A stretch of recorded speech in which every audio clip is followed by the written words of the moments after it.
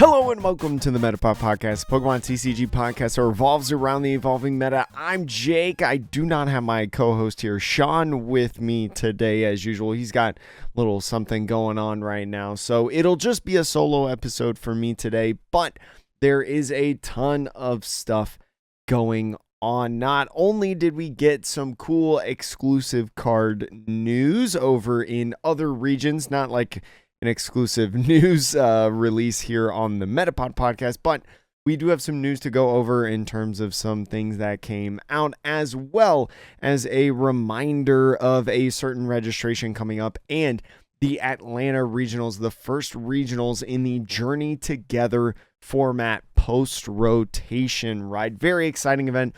I recommend, if you haven't watched the Atlanta finals, definitely want to go do that. I heard it was very, very exciting. It was very fun. It was cool, and it was very interesting as well. So anyways, let's not go any farther away from, going off topic, and let's get straight into the news. The first one is that there was a link posted for the registration of NAIC, the North American International Championships. So if you do want to join NAIC, they have in here a couple different ways that you can actually register on this website. If you're seeing this on the video side on YouTube or Spotify, I think has the video version now on the podcast. But for those of you that maybe do not have the video version, you're just the audio version, one of the classic listeners of the channel, they do have competitor, spectator, and content creator and media registration, like little sections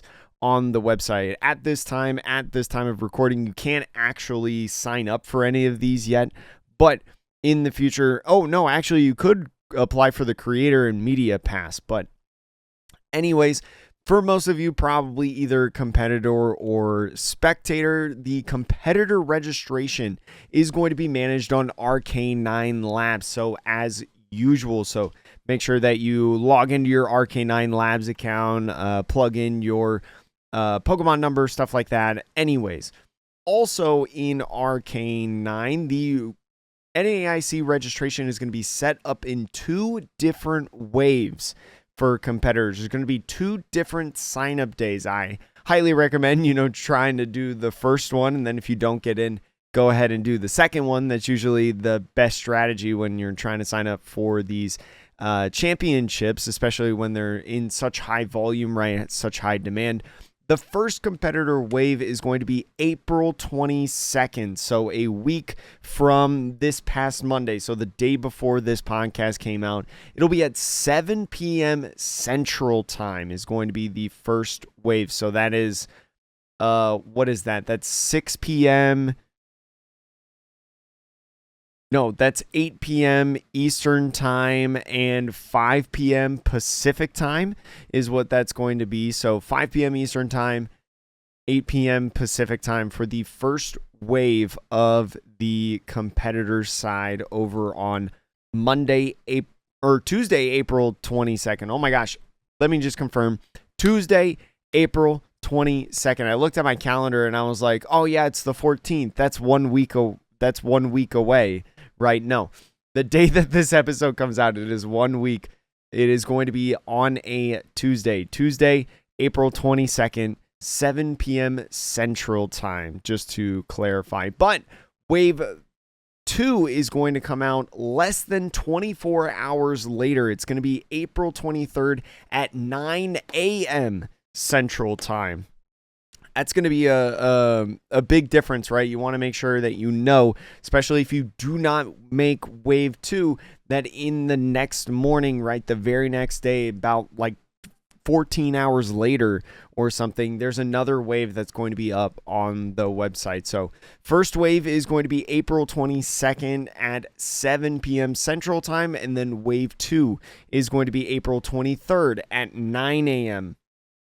Central Time. Also on there, the registration is either going to close on Sunday, June 8th at midnight Central Time, or when passes sell out entirely. So I would probably bet on the latter, that passes are going to sell out entirely, right? But again, make sure that you sign up from the Wave 1, April 22nd, 7 p.m. Central Time, and Wave 2, April 23rd, 9 a.m. Central Time. One of those two waves. The spectator registration, if you're curious on that, when that is going to open up, it's also going to open up on April 22nd at 7 p.m. Central Time, so that same time as the first competitor wave on there. Passes are going to be available until they're sold out. So there's two types of passes that are going to be through on here. We saw this with the World Championships. If you signed up for those, you got that email, you were able to get in. It's going to be sectioned off into multi-day pass or single-day pass.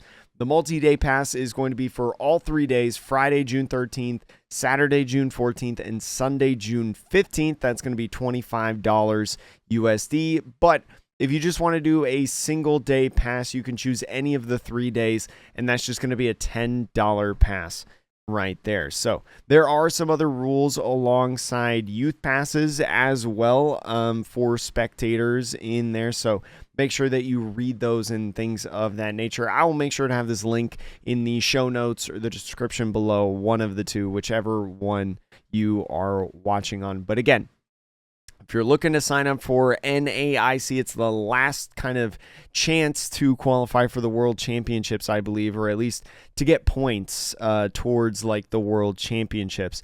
Competitor Wave 1 is going to be April 22nd. That's a Tuesday, 7 p.m. Central Time. Competitor Wave 2 is going to be the next morning, April 23rd on Wednesday at 9 a.m. Central Time. And then spectator registrations will open up as well. Not 100% sure if I'll be going. I'm going to try to go if I can. And I think Sean, maybe, I don't want to speak for him because he's not on the podcast, but ask him in Discord if he plans on going. Ping him in the Discord, the official Metapod Discord server that you can access with the link in the description below or the show notes. And again, if you're also interested in signing up as a content creator or media, there is an application form already on the website as well. One of the things that I will say in the last week that made a lot of noise, at least from my side on social media and stuff, is that Pokemon has released or is going to release in China a new Gem Pack 2 with exclusive evolution cards. So if you're curious on evolutions, maybe you're a big evolutions fan, this is another opportunity to get some really, really cool cards for your collection. They'll be releasing a gem pack on May 16th, and this gem pack is going to be themed around Eevee and its evolutions. So it looks like that they have done gem packs before. I've never seen the gem packs. Oh, the gem packs. Oh, I think I did see this. Yes, they did this for the Scarlet and Violet release, I believe it was, where you have chances to pull these kinds of alternate arts. So they're doing the same thing again, right? And we've gotten the 4 that they have revealed, the 4 alternate arts that you have a chance to reveal. They're basically like special illustration full arts of Eevee, Umbreon, Leafeon, and Sylveon. So really curious that they chose Leafeon in there. I wonder if there's like a popularity poll where Leafeon is actually like pretty decently high, because like Eevee makes sense, Umbreon makes sense, Sylveon makes sense, but Leafeon's kind of like, oh, I almost would have thought that they would have chose like Espeon for this, you know. But there are going to be some holo variations and some stamped cards that you can get alongside these packs. And the holo foil, if you have not seen the holo foil on these cards, it looks so good. Oh my goodness. To try to explain it to you, there is an energy symbol, right, of the corresponding energy of the evolution. You can get this kind of card in all of the different evolutions plus Eevee. So one of every type, essentially, except for fighting and metal, right? Because there's no evolutions for those types. But anyways, it's got the the energy symbol there, and then it's slightly tilted to the side. It's kind of like almost in the bottom corner of where like the attack and ability and stuff like that is. And it looks super good, in my opinion. I might actually try to snag like the the Vaporeon. I think the Vaporeon's kind of my favorite of all of the arts in there, so I might try to snag that as the reverse holo. But they've also got a stamped holo version on there, where it's just kind of like that flat glass image with the stamp. It says something Pokemon related. I think maybe part of the gem packs. I think maybe it's like the gem pack logo, if that makes sense. And then they've got the evolution V's in there, right? Because every single evolution has had a V, even some of them being older, like the single strike and rapid strike era, right? Because now V's have kind of rotated out. And there's also some other things in there like hollow energies and some trainer items like level ball and quick ball. So this is, we've talked about this with the printing of simplified Chinese, right? They've been combining sets to try to catch back up to the rest of the world. And so this is kind of like a fun little, I would say like holiday pack for them, holiday pack idea. But again, that's going to be coming out on May 16th. If you're looking to snag some of those boxes online or anything of that nature. I will say, though, the biggest news that came out of this weekend was the Atlanta Regionals. So the Atlanta Regionals happened, 2,684 players in this tournament, the first tournament of Journey Together post-rotation. And it was very, very exciting. Looking at kind of the deck distribution, we've got day one right here for you of the Atlanta Regionals posted by the Pokemon Company during the live stream. Let me size this a little bit smaller so you can see the statistic more. For the number one most populous deck in the tournament at 433 players, it's Dragapult. 16.1% of players entering this tournament played Dragapult. Maybe not really a surprise to a lot of people. Dragapult kind of being held as one of the best decks heading into this format, right? With the ability to have that draw engine in the Dracloak, right? As well as being able to very efficiently be able to string out these 300 plus HP bodies and take maybe multiple knockouts with that damage spread. Very, very good. The second best deck in this tournament was Goldango EX. Goldango EX at a 12.1%, 325 players entering it in this tournament. This kind of makes sense in my opinion. The deck doesn't really change from pre-rotation, right? I've got the pre-rotation Goldango right here next to me, and there's only a couple cards that I feel like I really need to take out, including like the Pokestop, the Radiant Greninja, right? Not too many things to change within this deck in terms of like a whole archetype, right? It's not like the Archaludon where you're losing like a whole big attacker in like Dialga or something like that. But Goldango EX being number two, and I think that also includes some of the Goldango Dragapults, right? I do know that Grant Manley played a Goldango Dragapult version, which was more so primarily Goldango, I believe. So that was 12.1%. You've got Raging Bolt as the third most popular deck, 11.7 with a little over 300 players playing this deck. This also isn't surprising. I mean, you guys even said in the Discord when I asked you guys what decks you wanted me to talk about potentially on the podcast today, looking at the results. And a lot of you said Raging Bolt. Raging Bolt, a very popular deck overall for a lot of people in this tournament. And also just, you know, being able to just attach energies, swing big, knock anything out. Kind of makes sense against something like Dragapult, right? Dragapult can't really one-hit KO Raging Bolt, so a lot of people kind of thinking that, you know, it's a good matchup in a sense. The fourth most populous deck, Terapagos EX Noctowl in here. I know that this one had gotten a lot of noise as of late, especially revolving like Celios Network, right? I think Luke actually did a very good job in a recent tournament, like online tournament, with the Terapagos EX Noctowl, and got a lot of people thinking, you know, there's a couple different ways that you can play it with like the Bouffalon and stuff like that. That's one of the ways. And so a lot of people playing around with this idea, really loving this archetype.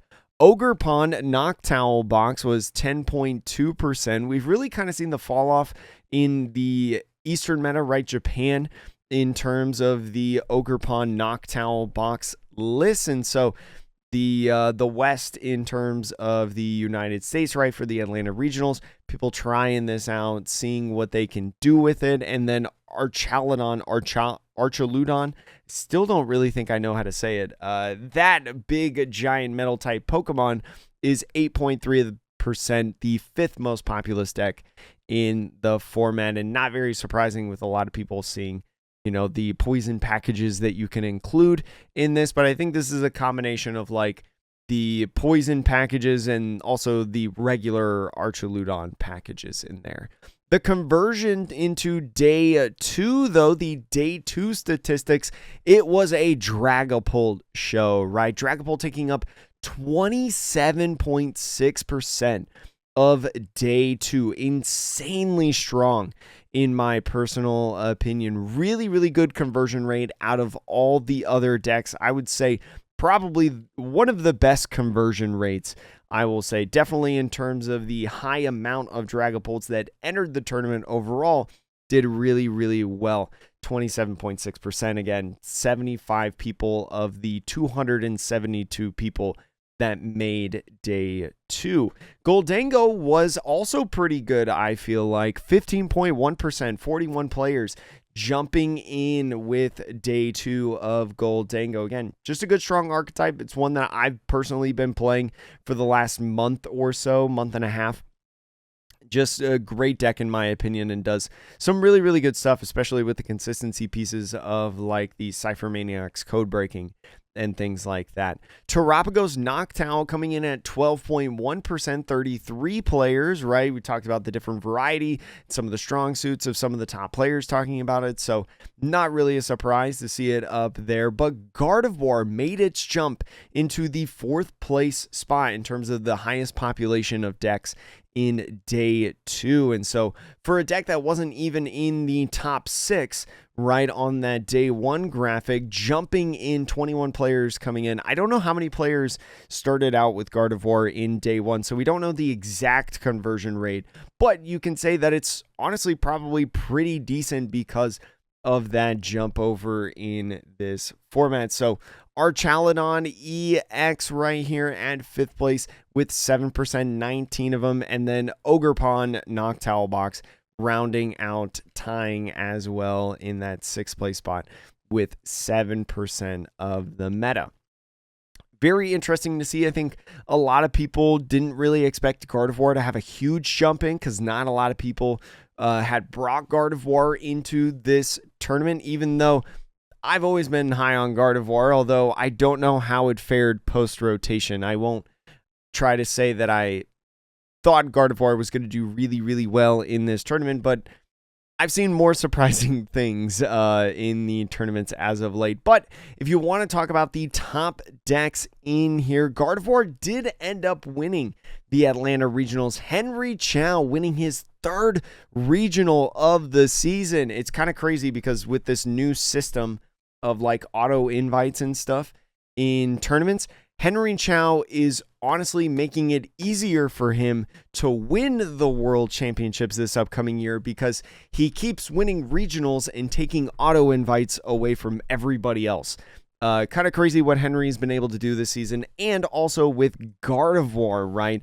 A deck that a lot of people wrote off heading into this tournament. But looking at his list right now, there's a lot of things that we expect to see in Gardevoir post-rotation, right? You've got a 3-2-2 line of the Ralts, Gardevoir EX, and also the Kirlia. The Kirlia that is of choice is the Scarlet and Violet base set common, that 90 HP with Magic Shot and Psychic. A nice little 1 cost right there to be able to utilize. You've also got the Monkey Dory, right? Adrenabrain just being so good of an ability, and Adrenabrain being so good in this deck as well, alongside the package of your different attackers like Drifloon, Screamtail, and Mew EX, Pheasantipity, Budu for some support Pokemon. Not really surprising, I think, to a lot of people in this list.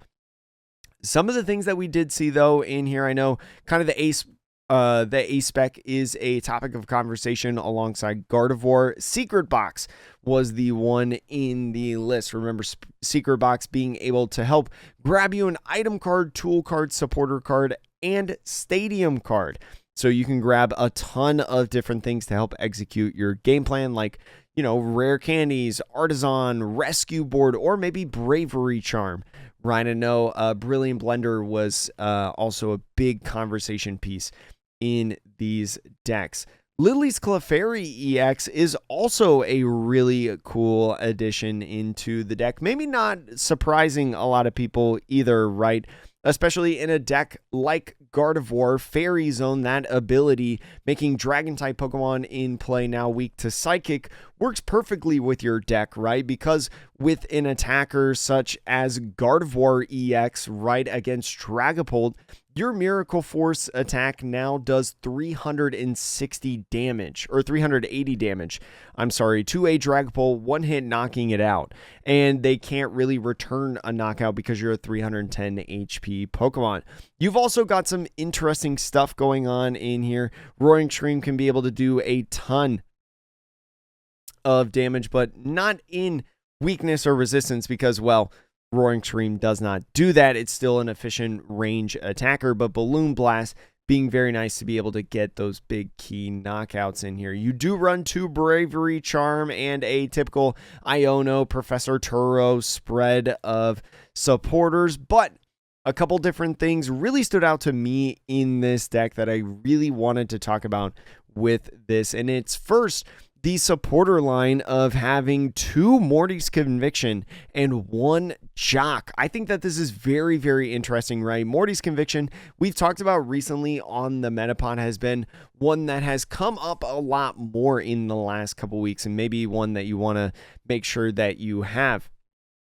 Morty's Conviction is a great card, allows you to draw cards for each of your opponent's bench Pokemon, so drawing up to 5, right, especially in a normal game, but with an Area 0 Underdepths, you can draw up to 8 on there, and you really only have to lose 1 resource in your hand because you do have to discard another card in order to use this card. Is very, very nice, right, for helping set up your energy for Gardevoir's ability without losing too many more key resources in the deck, but also utilizing a Jock, something that was used a lot in Lugia, now kind of making a resurgence in this list. Jock being great to find your evolution Pokemon, right, and with your evolutions of Kirlia and Gardevoir and not running TM evolutions, it helps get a little bit more consistency if you find that piece. But one of the other evolutions that you can use in this deck, Henry Chow was running a 1-2 line of Ends Zoroark. So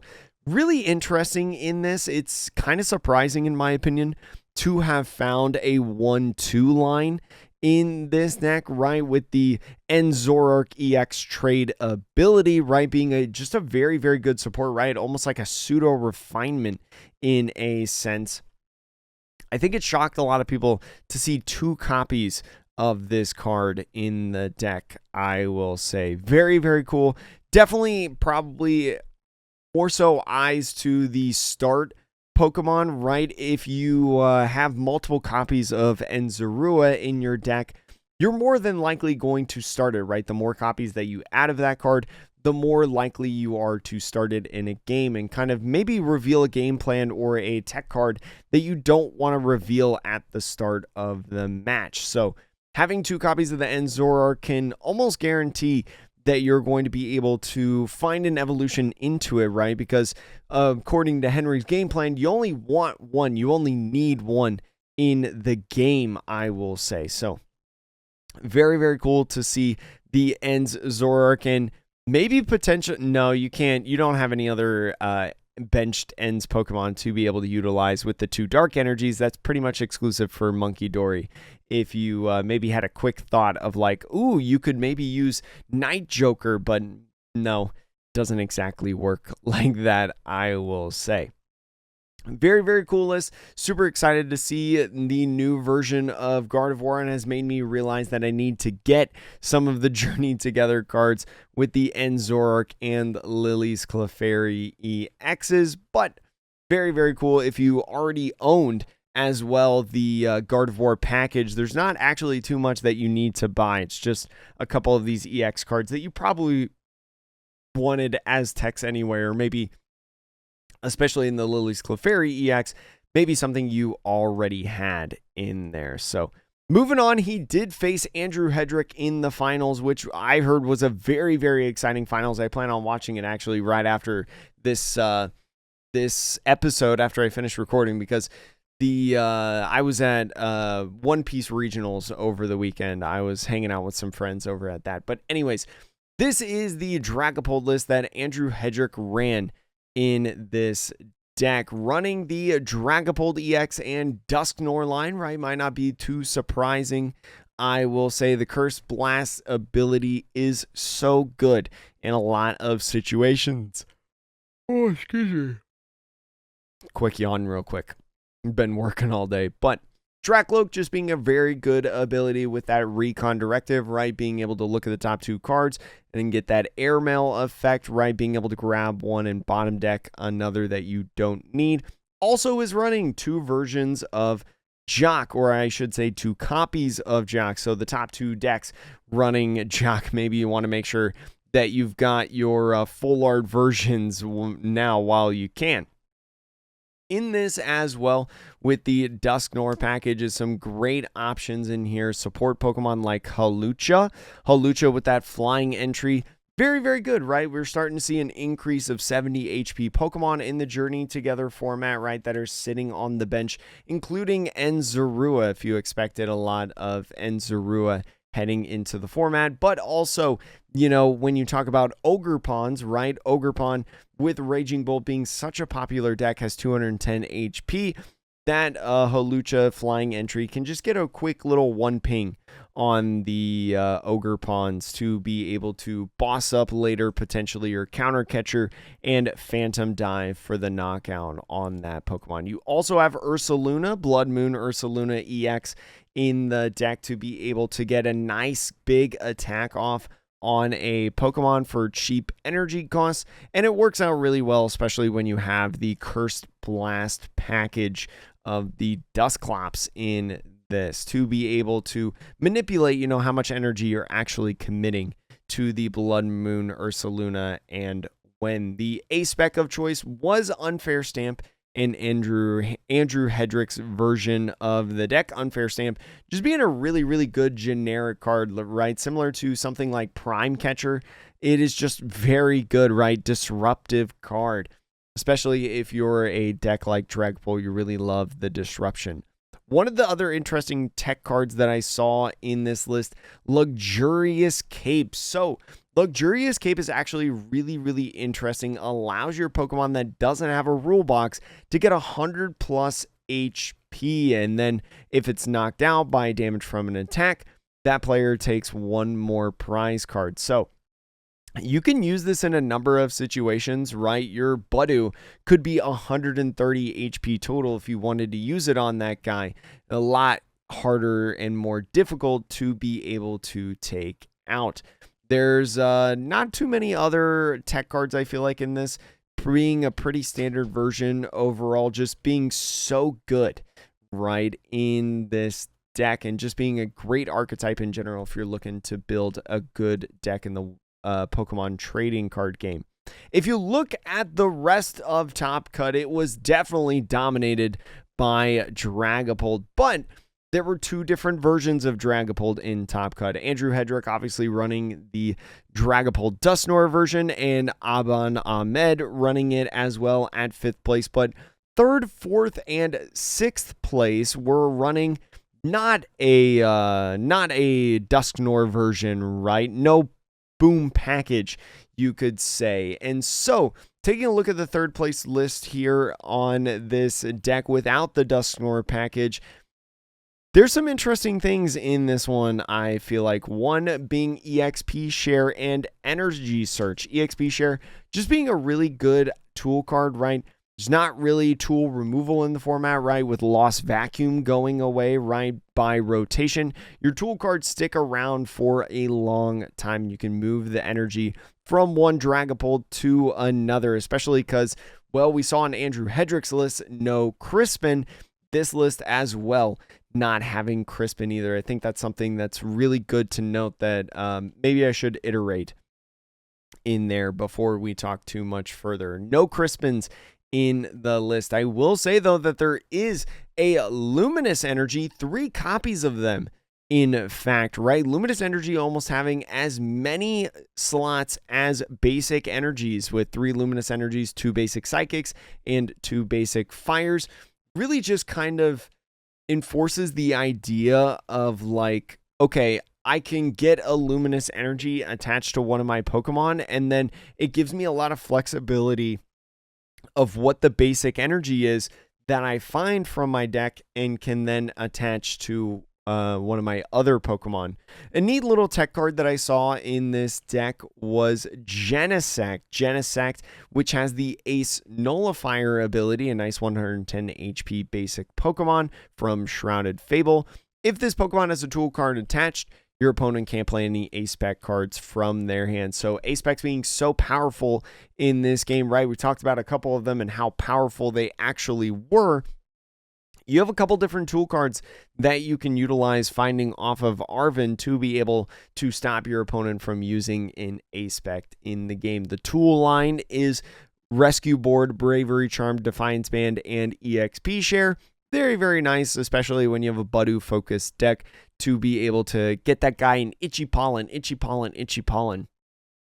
I know that in this tournament, there were a record number of Itchy Pollens said in terms of the attacks. People were having some fun. I think James Cox made a really funny video online if you end up seeing that. But I will say in here, pretty much everything I feel like is standard for the most part. You know, a couple copies of Artisan in the list, the supported line being 4 Iono, 4 Arven, 2 Research, 2 Boss, and then some of the support Pokemon in this list alongside the Genesect, Pheasantipity, Blood Moon Ursaluna, Monkey Dory, and Hawlucha.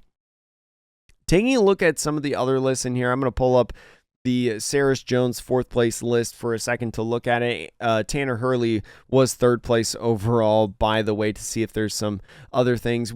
The 4th place list did run a couple copies of Crispin in the deck, which is fun to see, I will say, as well as a copy of Brock's Scouting, which came out in Journey together. Brock Scouting, if you do not remember, search your deck for 2 basic Pokemon or 1 evolution Pokemon, reveal them, put them in your hand, then shuffle your deck, is really, really nice for the Dragapult archetype, right? It's almost like 2 copies of Nest Ball or 1 extra copy of Ultra Ball, and gives you a lot of flexibility of what you want to do, right? Especially because you have so many different starting Pokemon, and there's no regulation outside of basic or evolution, right? You can grab a combination of something like Pheasantipity and Hawlucha, or Dreepy and Blood Moon Ursaluna, right? Or even just 1 evolution in a Dracloak Recon Directive or Dragapult EX.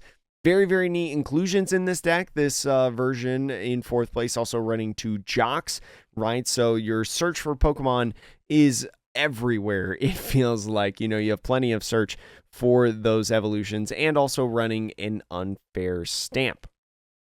The energy count in here, a little bit higher on the basic energies, with 3 Psychic, 2 Fire, and 1 Dark, right? That Dark for the Monkey Dory, and 1 copy of Luminous, though, to throw in on that Monkey Dory. Definitely a popular special energy card that we're starting to see more and more in these Dragapult lists.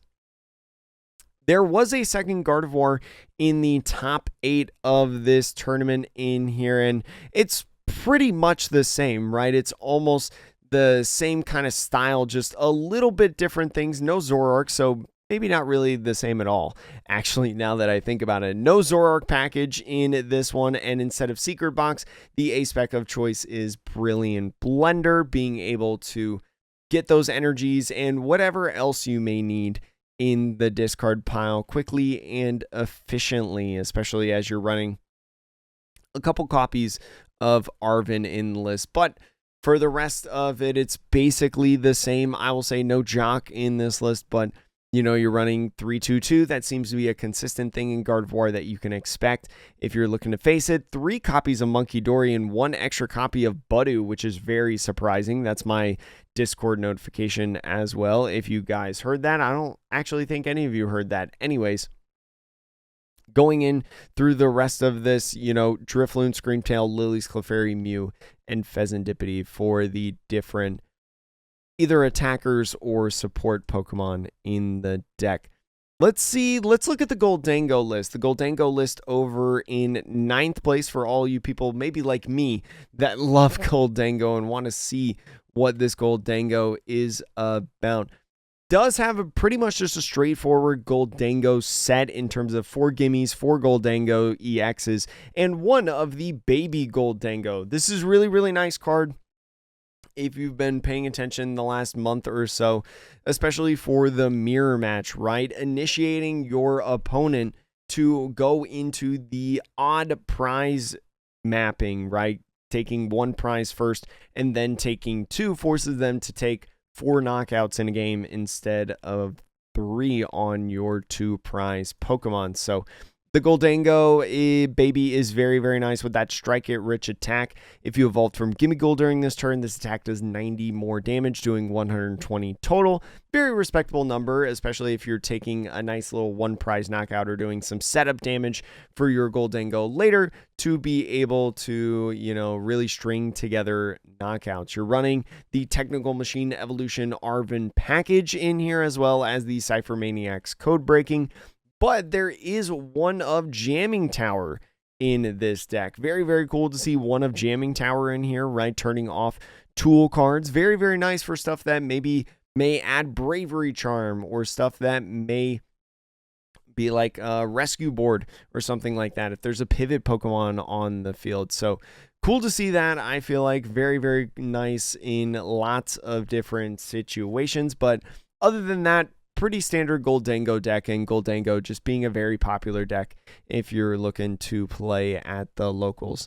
There's some other interesting decks I feel like in this one. There is a Flareon Noctowl list over in 11th place overall, Jonathan Means.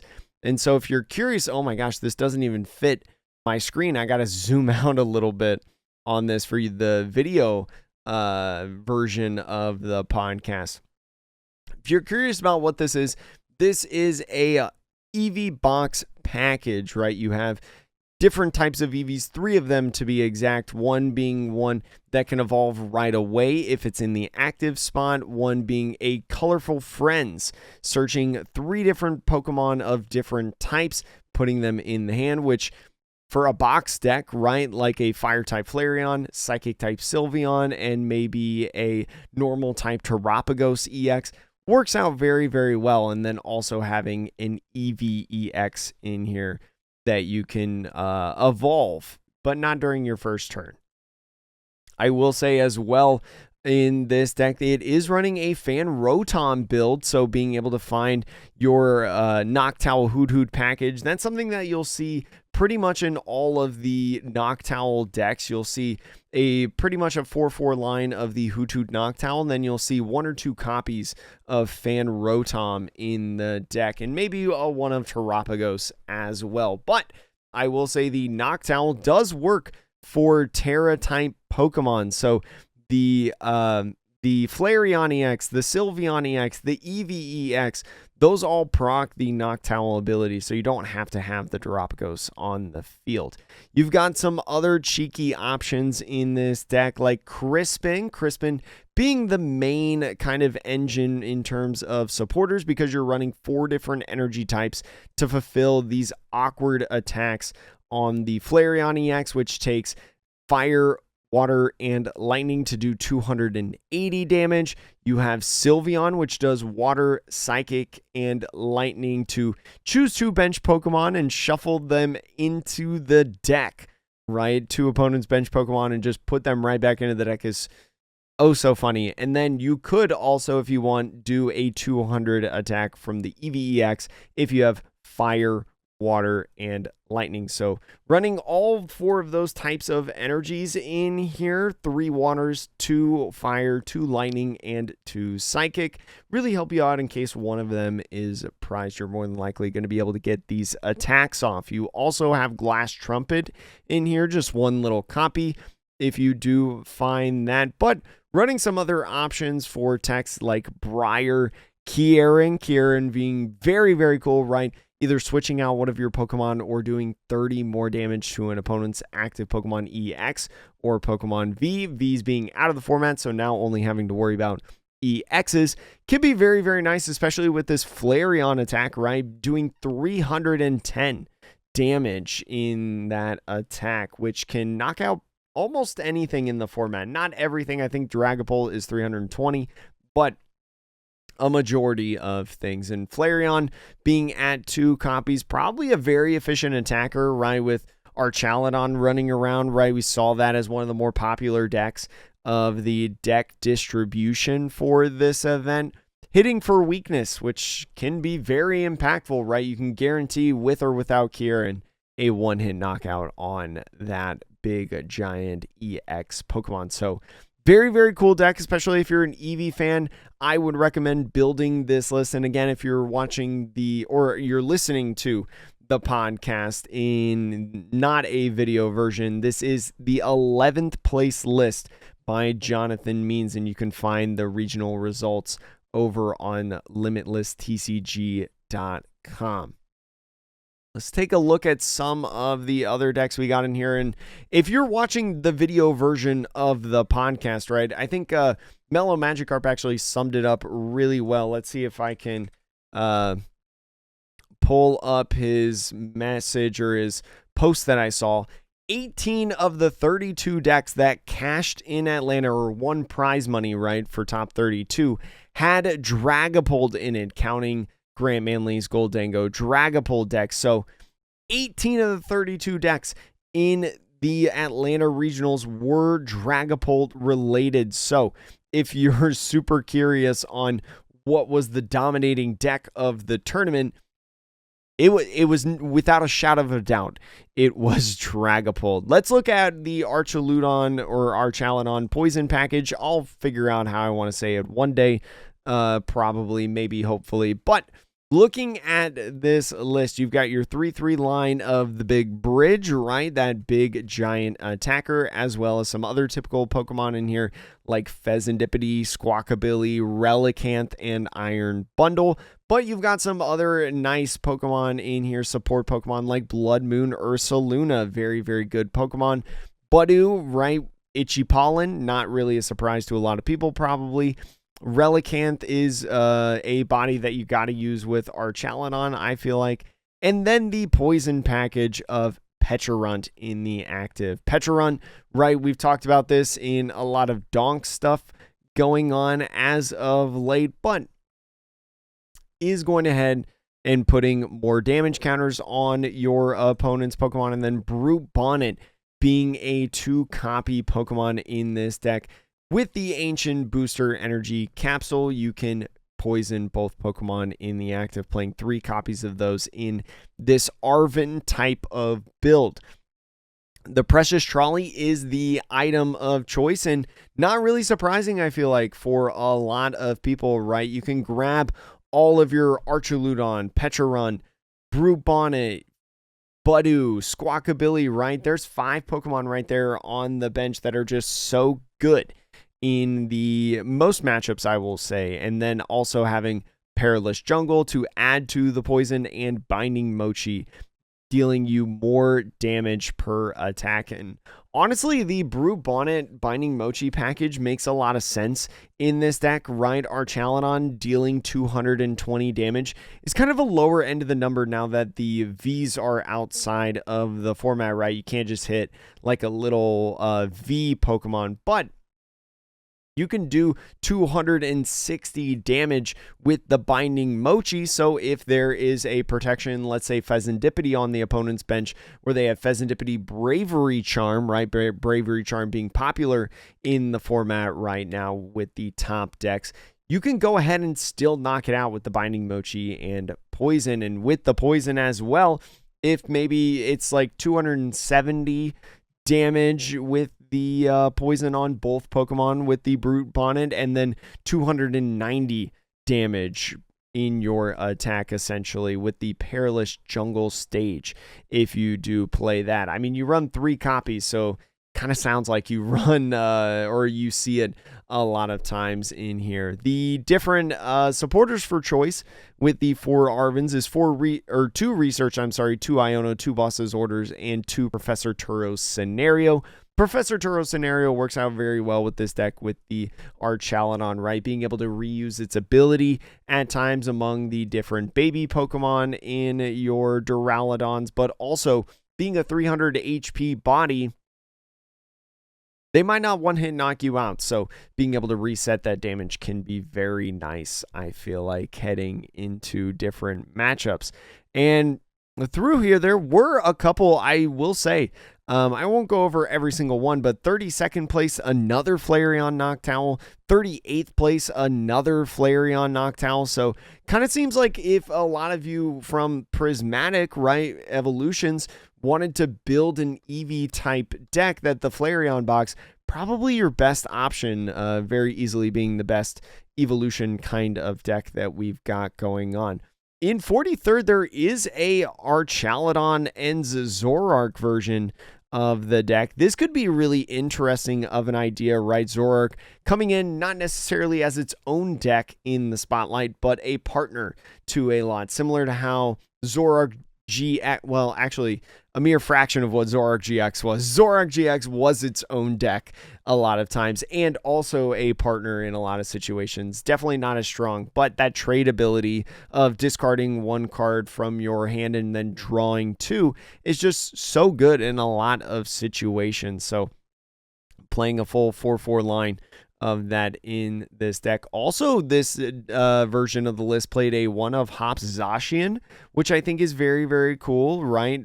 With metal energy, it makes sense to just attach it to this Zacian, and then maybe through Archaladon's ability, being able to do that big Brave Slash attack of 240 damage. I don't know, could be useful in a lot of situations, I feel like, for a lot of different people, but very, very cool stuff heading into this format. A really good first regional, I will say, in Atlanta, and highly encourage, again, go check out the lists on Limitless's website if you haven't seen that already. Very, very cool. I will say, I was very surprised to see that Henry Chow. I was like both surprised, but also not surprised, because surprised that Henry Chow won with Gardevoir. Not surprised that Henry Chow was playing Gardevoir and did really well, right? Because he is, I think, without a doubt, the best Gardevoir player in the world at this point, right? Having 3 regional wins, all with Gardevoir, especially with Gardevoir's back being against the wall. I will say that Gardevoir, I didn't notice this at first, but I kind of want to say it now. This exact list that Henry Chow took to the championships had 4 different day 2 finishes, right? First place, Henry Chow, obviously. Joshua Frink at 19th place in the Atlanta Regionals. Isaiah Bradner just bubbling out of the top 32 at 34th. And then 84th is Michael Davidson. So really, really good stuff by the different players playing and piloting this deck. I think, what was there? Only 7 of players playing Gardevoir in the... Oh, no, 21, I'm sorry. Way different than 7. 21 players playing Gardevoir, but 4 of them making in the same list.